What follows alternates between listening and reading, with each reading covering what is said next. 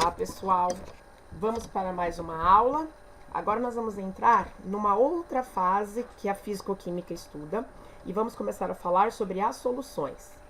Nessa primeira aula introdutória, nós vamos falar um pouquinho sobre a classificação das soluções e suas características. Antes de mais nada, quimicamente falando, o que é uma solução? Então, solução é toda mistura homogênea. Para quem não se lembra, mistura homogênea são aquelas em que nós temos várias substâncias, pelo menos duas ou mais, que se misturam e nós não conseguimos diferenciá-las a olho nu. Então, elas vão ter um único aspecto, uma única fase. Os componentes de uma solução serão o soluto e o solvente. Vamos entender o que são essas duas partes. O soluto é a substância que vai se apresentar em menor quantidade dentro da solução e será dissolvido pelo solvente. Geralmente, o soluto é sólido. Então, na maioria das soluções, o soluto está no estado sólido, mas isso não é regra. O que importa é que ele esteja em menor quantidade dentro da solução. Exemplos de solutos. Se eu tiver uma mistura de água e sal, o sal é o soluto e a água é o solvente. Se eu tiver chocolate dissolvido no leite, o chocolate é o soluto e o leite será o solvente. O solvente é a substância que apresenta-se em maior quantidade dentro da solução e é ela que vai promover a dissolução do soluto. Então, é ela que vai fazer o soluto se dissolver, se dispersar. Exemplo, açúcar sendo dissolvido em água. O açúcar, nesse caso, é o soluto e a água é o solvente. Ácido sulfúrico sendo dissolvido em água. O ácido é o soluto, porque vai estar em menor quantidade, e a água será o solvente. Notem que nos dois exemplos anteriores apareceu a água. A água é uma substância que vai estar presente na maioria das dissoluções. Por isso ela é conhecida como solvente universal. Só que nós temos que lembrar o seguinte: ela é chamada de solvente universal por dissolver a maioria das substâncias, mas ela não dissolve tudo. Então, nós temos substâncias que não têm afinidade com a água, como é o caso do óleo, que não serão dissolvidas por ela. Então, a nomenclatura solvente universal é válida só porque ela dissolve a maioria dos compostos. Todas as soluções que apresentam a água como solvente são chamadas de soluções aquosas. Então, toda vez que você ouvir a nomenclatura solução aquosa de um sal, significa que o sal é o soluto e o solvente será a água.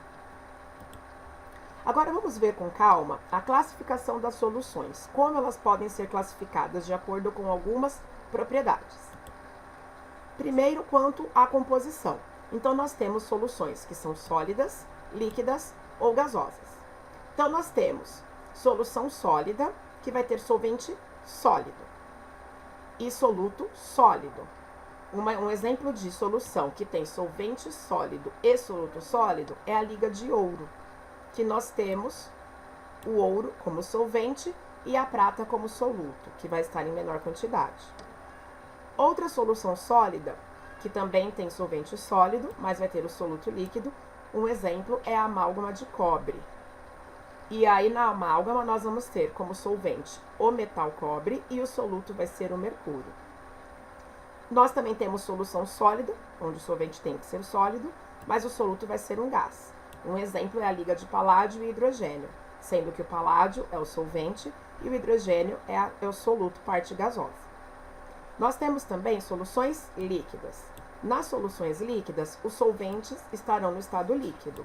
Então, nós podemos ter uma solução líquida com solvente líquido e soluto sólido, que é o caso da dissolução do açúcar em água.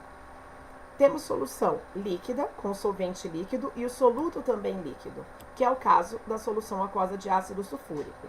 O ácido, por estar em menor quantidade, é o soluto, porém é líquido também, e a água será o solvente. E nós temos, por fim, as soluções gasosas, que vão ter o solvente no estado gasoso. E aí o soluto também é gasoso. Um exemplo dessa solução é o ar atmosférico. Outra classificação é quanto ao tamanho das partículas presentes na solução.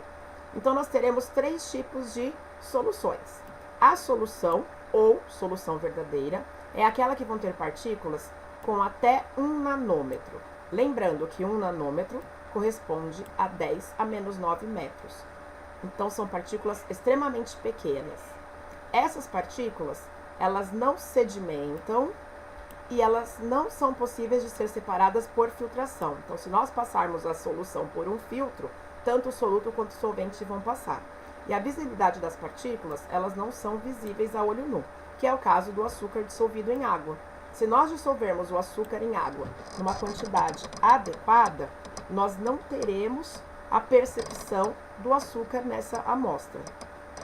Nós temos as soluções chamadas de dispersão coloidal, que são aquelas que têm o diâmetro das partículas de 1 nanômetro a 100 nanômetros. Então, são partículas um pouco maiores. Elas vão se sedimentar com a ultracentrifugação. Se nós usarmos ultrafiltros, nós conseguimos fazer a separação do soluto e do solvente. E as partículas são visíveis em ultramicroscópio, que é o caso da fumaça. E nós temos as suspensões, que são as soluções com partículas maiores, superiores a 100 nanômetros. Então, elas se sedimentam espontaneamente ou com centrifugação comum, porque as partículas do soluto são grandes. É possível separar com o uso de filtros. Então, nós vamos ter na passagem pelo filtro a passagem da fase líquida, que é o solvente, e a fase sólida fica retida no filtro. E são visíveis no microscópio comum, que é o caso da terra em água. Então, as partículas de terra são grandes e ficam visíveis a olho nu.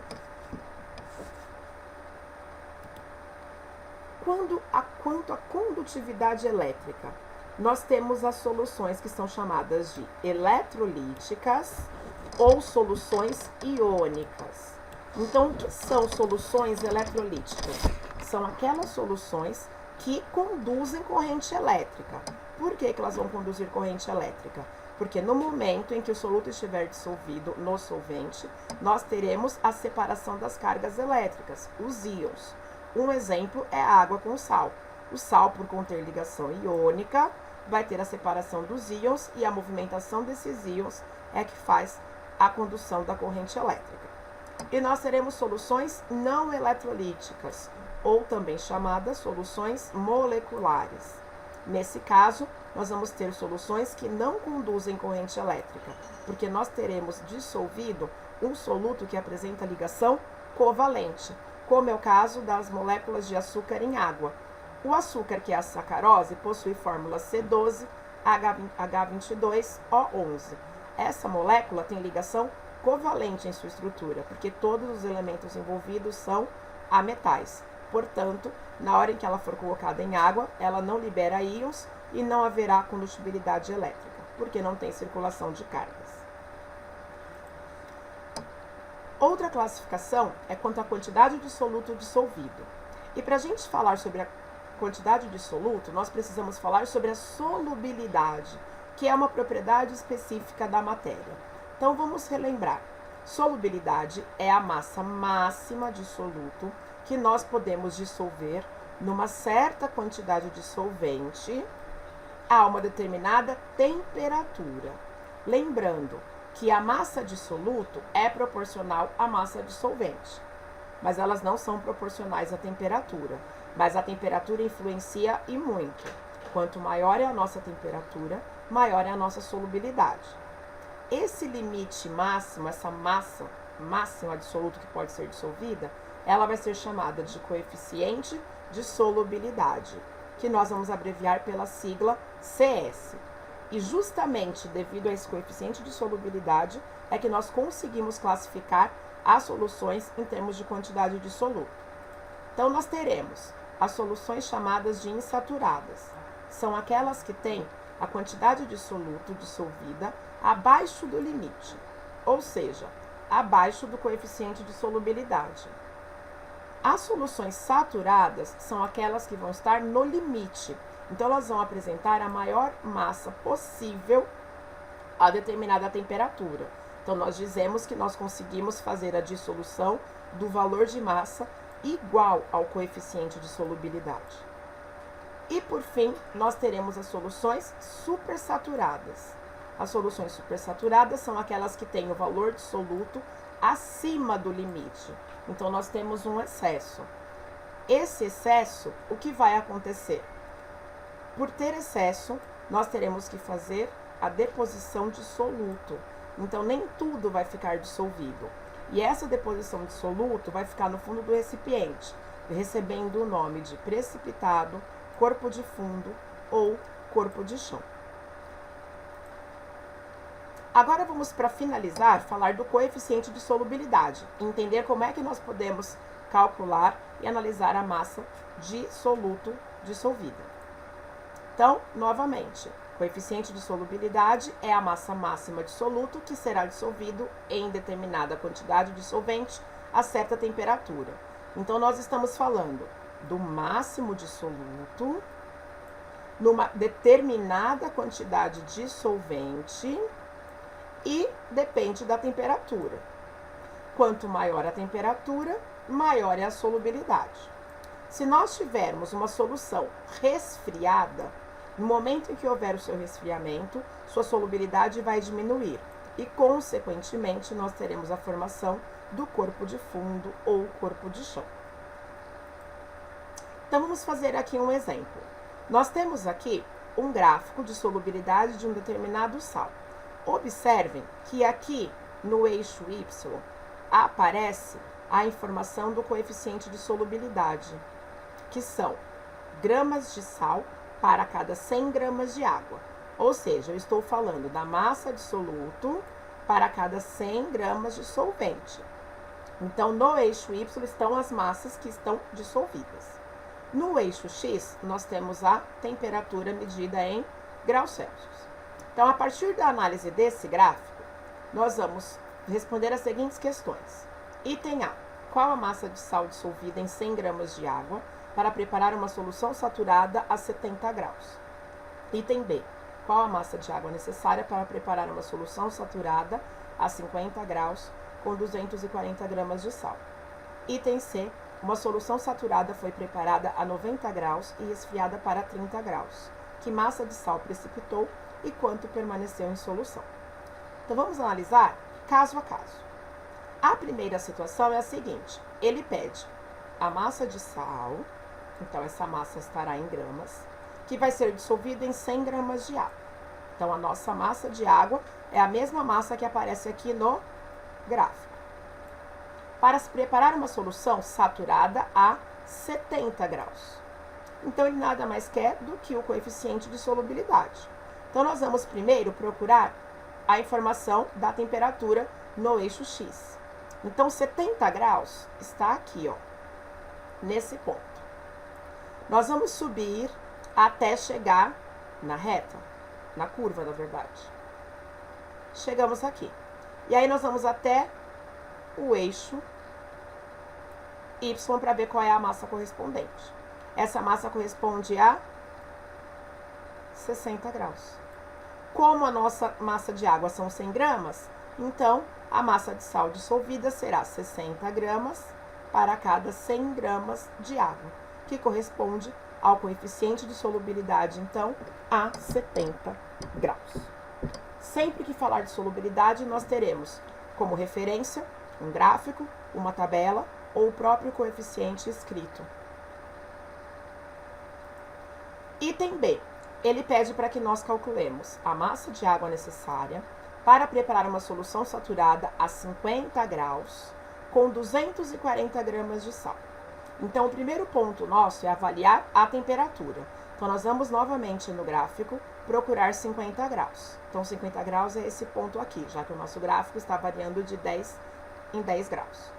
Vamos subir até chegar na curva que a gente precisa. E da curva, nós vamos imediatamente até o eixo Y. Então, a gente pode fazer aqui uma aproximação. Então, a nossa massa de sal corresponde a 40 gramas. Esse é o coeficiente de solubilidade. Para quanto de água? 100. Então, nós temos aqui a relação. Para cada 40 gramas de sal, eu terei 100 gramas de água dissolvendo a 50 graus. Nós queremos saber, em 240 gramas, qual vai ser a massa de água, então é x. Por se tratar de proporção, se a massa de sal aumentar, a massa de água também vai aumentar. Se a massa de sal diminuir, a massa de água também vai diminuir. Então, aqui nós podemos fazer uma regra de 3, diretamente proporcional, então é só multiplicar em cruz ou em x, ou verificar apenas a proporção.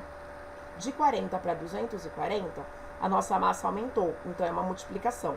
Aumentou 6 vezes, é o sextuplo. Portanto, a massa de água vai ser 6 vezes maior. Então, a massa de água corresponde a 600 gramas. Essa solução, com 240 gramas de sal e 600 gramas de água, é uma solução saturada na temperatura de 50 graus. Para finalizar, o nosso último item vai falar sobre resfriamento. Então, nós sabemos que aqui teremos uma diminuição de massa dissolvida. Então, ele fala para nós que a solução preparada foi uma solução saturada, ou seja, nós dissolvemos a massa máxima permitida, inicialmente a 90 graus, e foi resfriada para 30. Então, nós temos uma temperatura inicial e uma temperatura final. Aí ele pede para que a gente calcule qual foi a massa que precipitou e quanto que permaneceu em solução. Então, o primeiro passo, nós vamos encontrar a temperatura de 90 graus no nosso gráfico. Então, aqui no eixo X, aqui está o 90 graus.